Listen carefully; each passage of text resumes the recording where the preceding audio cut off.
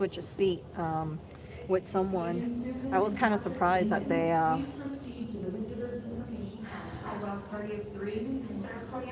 yeah, so I got called, and then I went over there, and then they told me, they said that a mother and child, it wanted to sit right next to each other, and as a result of that, they asked me if I wanted to change seats, and I looked at the seat placement, and I said, yeah, sure, I'll change seats. It's not a big deal for me, as long as I'm not, all the way in the front where the toilet is, or all the way in the back where the toilet is. I'm totally fine with changing seats. So today I got a call from one of my friends who is a professional seller, and they were telling me about a situation. And they told me, they said, oh, Erica, I just wanted to tell you about a situation that's been on my mind. And I said, yeah, sure, tell me about it. So they're that kind of person where they buy things and they resell things. So they look for certain things of value, like laptops, and they get it for cheap, and then they'll resell it. And they went and they got like a handheld gaming device, and they also had a laptop that someone posted, and they thought it was kind of, like the price was pretty good. But when they contacted the person saying that they wanted to buy it, the person said that they wanted to meet at like 7 a.m. at a beach park. And a beach park, if you're not familiar with that, it's basically a beach park. It's like a public park, but it's just at the beach. They weren't looking to go to the beach park because it's, maybe like a 20-minute drive away. But the price was so good that they went there. So they went to go and buy the electronic device, the handheld gaming device. And the person gave the device to them, and they said, like, yeah, they're trying to sell it. They said they needed cash. And then they said also, do you want a laptop? And they also explained that, quote, where they are going, they're not going to need it anymore. And this person, because their information was still on the laptop, the seller was able to find out this person, and they found out the person was about 20 years old. So they used to be in the army, and they got, I guess they didn't pass the army of some sort. And then they tried to get a job, and they didn't last at that job. They said they quit because they wanted to move back to Hawaii. And something happened along the way where they became homeless. And I wanted to share this with you guys because this person, the reason why they said they were selling their stuff is because they needed cash, and they didn't have any electricity to power their device because they said their power bank was running low. So imagine if you rely on your laptop and your handheld gaming device as entertainment, and you can't charge it, and you're homeless, you can imagine how depressing it is. So I think, and this person thinks, that this person is going to eradicate themselves, for lack of a better word. And it was a really heavy feeling. So I said, hey, why don't you try to find out their family? And they were telling me, they said they don't want to get involved. So it's pretty sobering, because you figure a lot of people's lifeline to other people is really their handheld devices, their laptops, their cell phones, their gaming devices. And I thought it was very, very sad. So I know this kind of sounds kind of,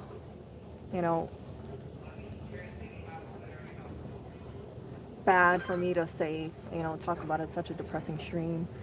But I hope that, although you guys don't know this person, I hope that you pray for this person, because I don't know, if they did do some permanent solution. And I just don't know.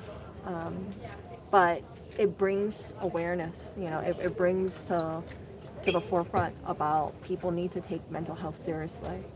And for people who are homeless, it is extremely difficult on their psyche to not have access to something like electricity, to charge their phone, to charge their stuff.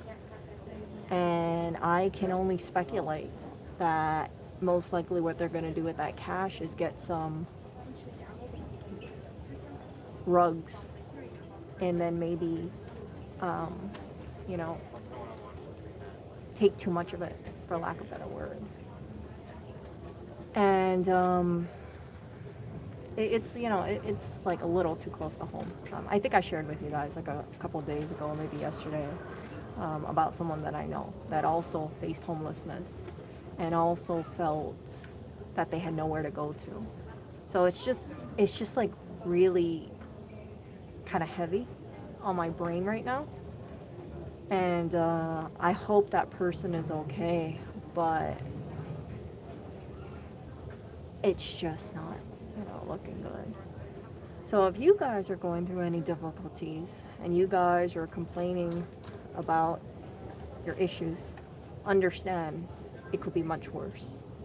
There are people out there who are really in really bad situations. It's not just that they deal with something like they had a bad day at work, or they have to go and catch a flight to declutter stuff. It's much bigger than that.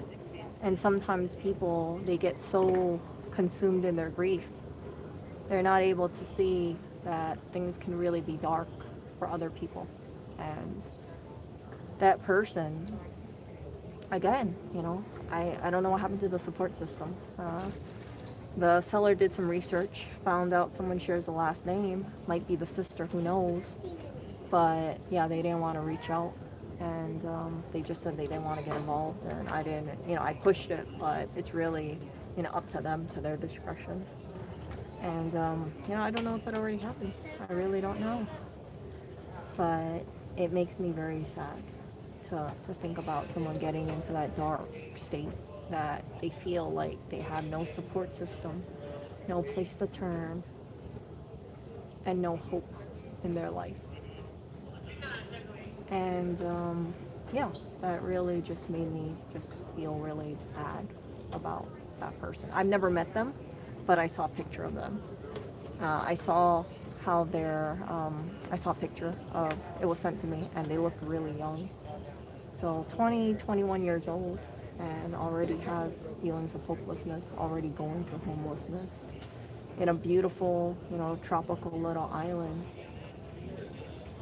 So that tells you, right? Depression can happen anywhere, to anyone, even on a place that seems so happy. And that's the dark side about mental health. Mental health issues can happen to anybody, any age. And I just wanted to say, if you guys have any mental health issues,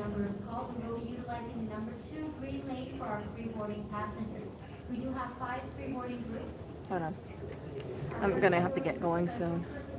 But yeah, if you guys have any mental health issues, I had to look for my life. If you guys have any mental health issues, please get help. I'm serious, you guys. Like, I know some people go into really dark places, but I don't want you guys to also go through dark places in your life. And I don't want you guys to get stuck there. And you guys know I'm a very big supporter of mental health, because that person, they either they didn't seek out resources. Like, I know there's shelters and things like that. Maybe they had a bad experience. I think they definitely had family. I don't know why they didn't tell family. Maybe something happened, like for instance, right? I shared with you, my friend Jordan, he got kicked out by his family. He became homeless. But life on the streets is very tough. And I just don't want that to happen to anybody else. So it's pretty solemn for me to just kind of think that in my mind. I don't know if they did anything. I don't know if they're still alive. But whatever happens, I hope they're okay. I'm gonna go to New York. I gotta declutter stuff, so I gotta go grab my stuff and then declutter and then come back. I'm gonna come back to Hawaii. So yeah, it was just to hear that kind of heavy stuff. It was just it just made me think, like, holy crap, like that's really bad. And yeah, it just makes a lot of issues in life seem minor, right? Just seem, any dark feelings that you have about your day, when you hear about that dark story, it just feels much more darker. to know that someone else is going through that kind of thing. You know, I'm lucky because I have access to electricity. I have a place that I can stay. I have money, so if I needed to stay at a hotel or something, I could pay for it. I have a really good family. I have a really good friends. I have a really good support system. And I don't take that stuff for granted. But I think sometimes when people get depressed, you know, I think it's people just forget about that stuff. So when you hear about stories like the one that I shared, right? And you hear about a person just being so hopeless, I don't want you to ever forget how fortunate you guys are in your life to have what we consider to be basic things. I know in the United States, at least, I see a lot of people who are just, they take a lot of things for granted. Even something like running water and electricity, you know, plumbing, that kind of stuff. And yeah, you know, it just makes us sound like really a bunch of spoiled brats, you know, complaining about how come I don't have the newest iPhone when there are people out there in the world who don't even have access to a toilet. So just something to keep in mind. I'm gonna get going. I just wanted to share this little story with you guys, and again, pray for that person. I don't know if they're still on this earth. I really don't know. But if they aren't, I hope that they're in a better place. You know, I hope they find peace, and I, you know, pray for the family. Um, so yeah, I will, talk to you guys later. You guys take care, and I shall see you.